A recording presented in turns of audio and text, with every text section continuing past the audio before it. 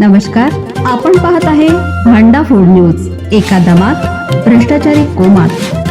Social media, कर्जबाजारी, गुन्हेगारी, सट्टेबाजी, चोरी, मटका, जुगार, दारू, सावकारशाही, न्यायाच्या प्रतीक्षेत प्रशासन.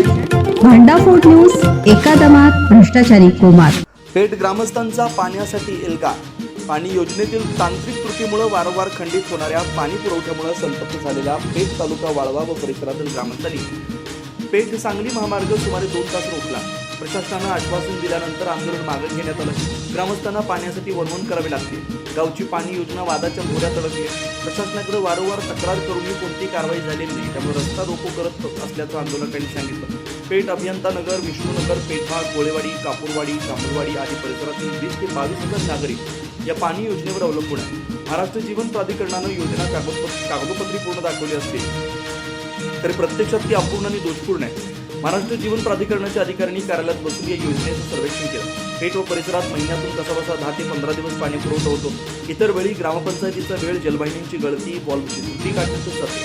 त्यामुळे नागरिकांना पाण्यासाठी वारंवार भटकंती करावी लागते. त्यामुळे मंगळवारी सकाळी संतप्त झालेले नागरिक पेठच्या बाजारपेठेत जमले.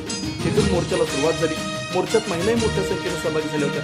सुमारे 1 किलोमीटर चालत मोर्चा नाक्यावरील पेठ सांगली रस्त्यावर आला. आंदोलकांनी रस्त्यावर ठिय्या मारला. त्यामुळे वाहतूक खोळंबली. वाहनांच्या रांगा लागलेल्या होत्या. पोलिसांचा बंदोबस्त होता.